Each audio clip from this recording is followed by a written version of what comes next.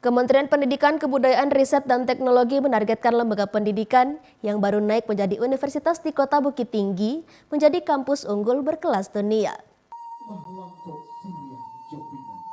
Hal tersebut diungkapkan oleh Direktur Kelembagaan Ditjen Diktiristek Kemendikbudristek RI Lukman saat meresmikan perubahan bentuk dari Institut Kesehatan Prima Nusantara Bukit Tinggi bergabung bersama Sekolah Tinggi Pertanian Haji Agus Salim menjadi Universitas Prima Nusantara UPN Bukit Tinggi.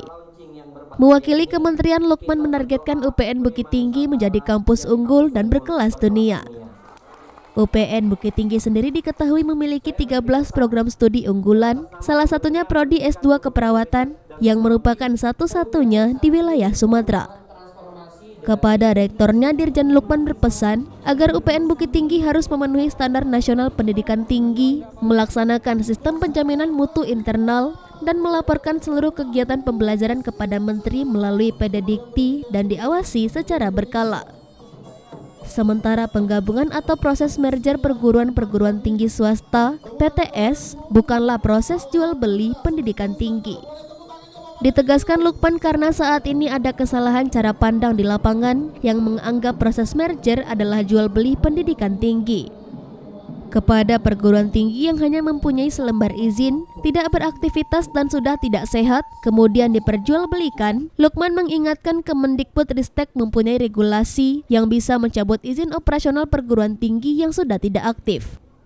Kemendikbudristek memberikan dua pilihan bagi PTS-PTS untuk keberlangsungan hidup. Yang pertama dapat merger dengan PTS lainnya, dan kedua jika memang sudah tidak mau hidup lagi, Kemendikbudristek RI dapat menutupnya.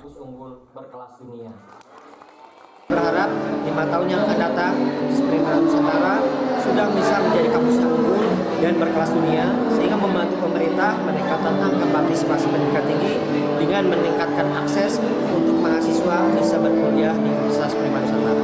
Sini kita diberikan bimbingan teknis oleh kementerian dengan target batas waktu adalah 6 bulan harus selesai. Dalam batas waktu 6 bulan selesai, kita diberikan bimbingan dalam bagaimana membuat renstra, statuta, kemudian perencanaan penjaminan mutu dan sebagainya. Alhamdulillah. Dan hari ini alhamdulillah diresmikan oleh Bapak Direktur Kelembagaan Kementerian Pendidikan dan Kebudayaan bersama tim dari 13 program studi unggulan, ya, salah satunya adalah S2 Keperawatan. Itu satu-satunya di Sumatera, wilayah Sumatera, S2 Keperawatan. Kemudian kita juga memiliki S1 Kebidanan yang memang itu adalah awal dari langkah awal kita dari akademi. Dari Bukit Tinggi, Sumatera Barat, Wahyu Sikumbang, iNews melaporkan.